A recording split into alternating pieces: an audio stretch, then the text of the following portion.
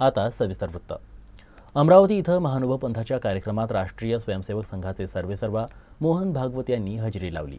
थोड्या ज्ञानानं फुगलेल्या माणसाला खुद्द ब्रह्मदेव देखील समजू शकत नसल्याचं भागवत म्हणाले। तसेच धर्माच्या चुकीच्या समजुतीमुळे जगात अत्याचार झाले असल्याचं भागवत यांनी कथन केलं।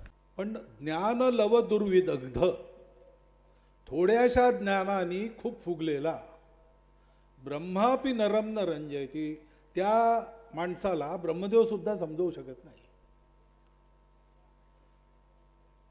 ते फार जिकिरीचं काम आहे आणि ते समजवायला जावं तर समाज म्हणतो हा चुकीचा आहे, याला हकला, याला मारा, याला ठोका।